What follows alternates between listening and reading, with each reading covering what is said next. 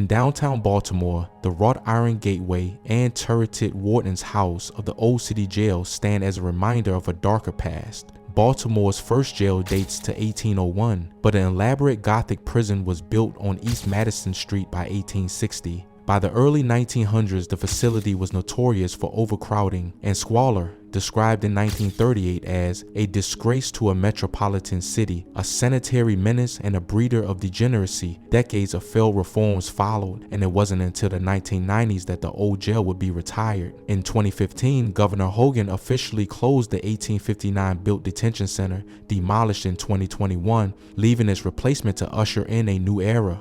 Before we get started on this video, make sure you go check out my website that's in the description, where I post viral videos daily, and plus make sure you like the video and share it with someone to spread the violence awareness. Well, an investigation is underway tonight after a gun is found inside Baltimore Central booking. The Department of Public Safety and Correctional Services says they've received information about a possible weapon inside the building. Investigators responded, and that's when they found a handgun. The gun was secured, and they continue to investigate. State corrections officials are still looking for a Baltimore man who was awaiting trial for murder and was mistakenly released from custody on Friday. And now state lawmakers are speaking out, some calling for an independent investigation. He failed to appear in court for a traffic ticket, but hours later, a Randallstown man died behind bars at Central Booking, and his family, of course, wants to know what happened. WMER 2 News' Jeff Hager tries to figure that side of the story out. When De Niro Bellamy showed up in court for a traffic ticket on Wednesday, he was taken into custody for missing another appearance. And before the day was through, he would be dead.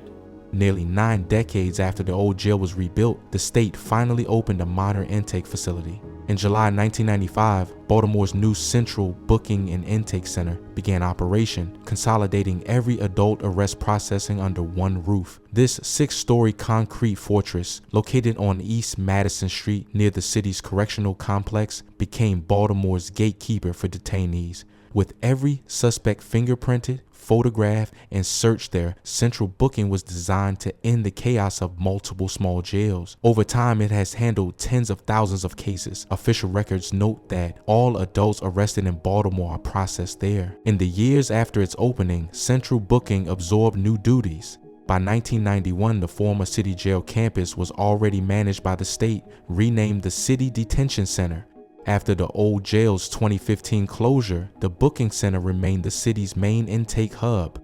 Officials later outlined even larger plans. By 2024, Maryland announced a $1 billion therapeutic treatment center to rise on the old site. By 2029, a hybrid jail/medical facility meant to replace the crumbling structures. Central Booking quickly became entwined with Baltimore's biggest headlines. In 2013, local TV captured a cinematic escape attempt. A newly arrested man bolted from a transport van, leapt a 14-foot barbed wire fence, and even dropped off a highway overpass, only to be shot and recaptured as he fled Central Booking. Such footage underscored the dangers lurking even within custody. 2 years later, the death of Freddie Gray brought more attention. In 2015, all 6 police officers involved in Gray's arrest and in-custody injury were brought to Central Booking for processing, a moment that thrust the facility into the national spotlight amid citywide protests. Other incidents turned dark inside the intake center. In October 2022, 34-year-old Javert Gaunt, a deaf man facing burglary charges, was found dead in his cell, strangled by his cellmate. Gaunt's family later sued, alleging that jail staff stonewalled before the killing allowed him to share a cell with a first-degree murder suspect.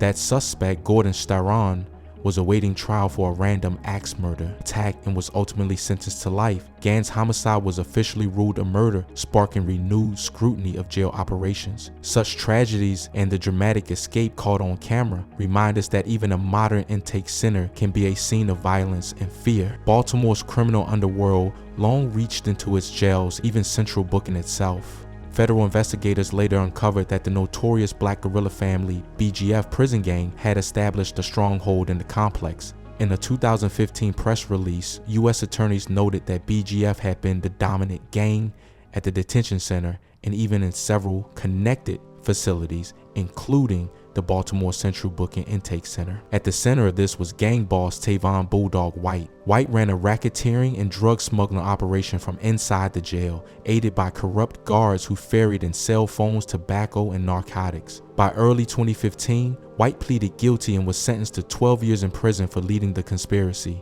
In total, dozens of inmates and nearly 24 corrections officers were later convicted in the BGF corruption case, illustrating how deep gang influence ran in Baltimore's jails.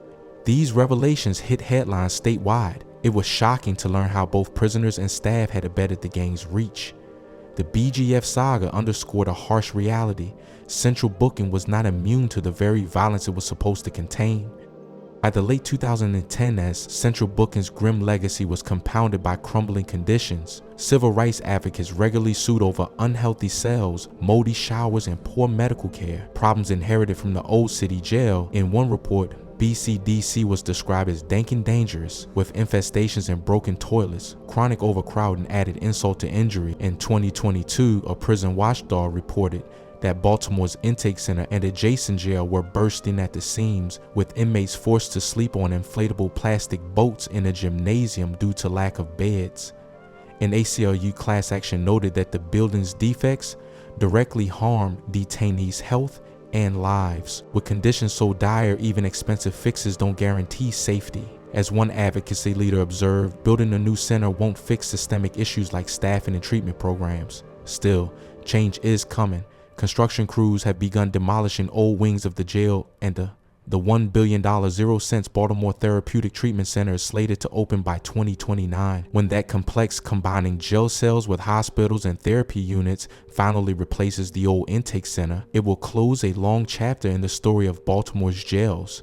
Until then, Central Booking stands as a symbol of the city's ongoing struggle with crime, punishment, and reform. By 2013, federal prosecutors revealed that Baltimore City Jail had been overrun by the Black Guerrilla Family BGF prison gang.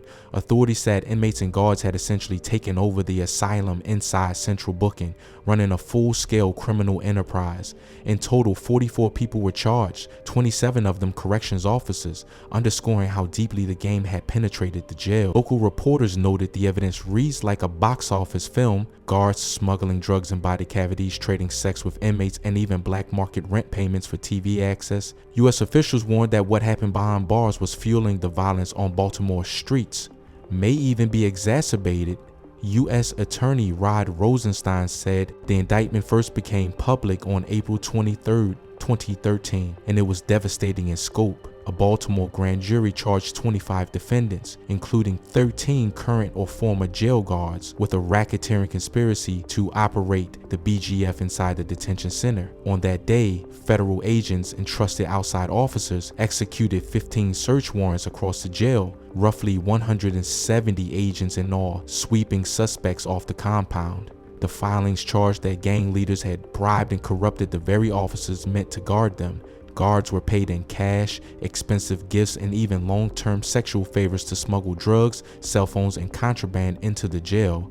The FBI noted that green-dot debit cards were used to funnel money. Gang dues and drug profits bought luxury cars and cell phones. In recorded jailhouse calls, ringleader Tavon Bulldog White taunted, "This is my jail. I make every final call in this jail," asserting complete control over even the smallest decisions. Investigators found a brazen smuggling operation.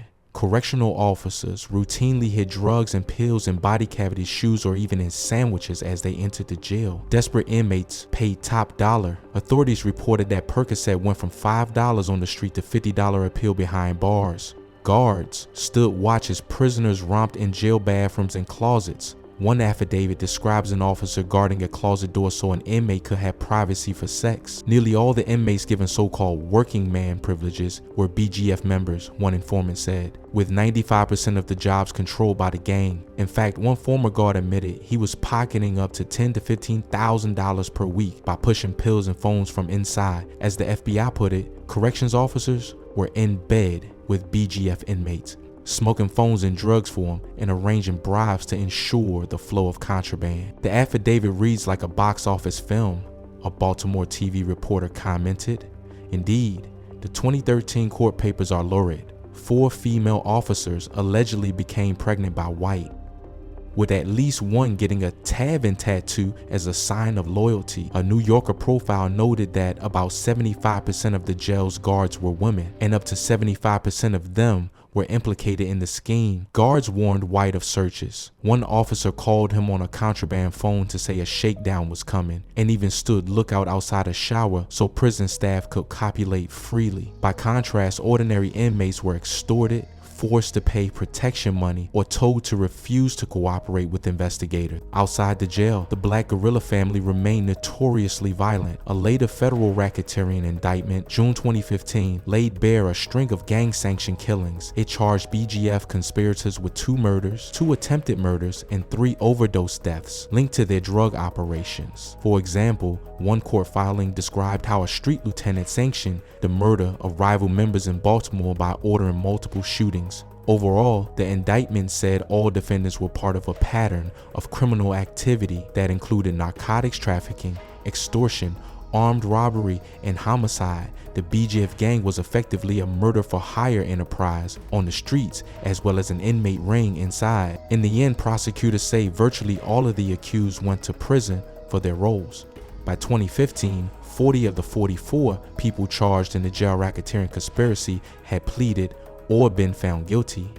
BGF leader Tavon White himself pleaded guilty and was sentenced in 2015 to 12 years in federal prison for running the jail operation.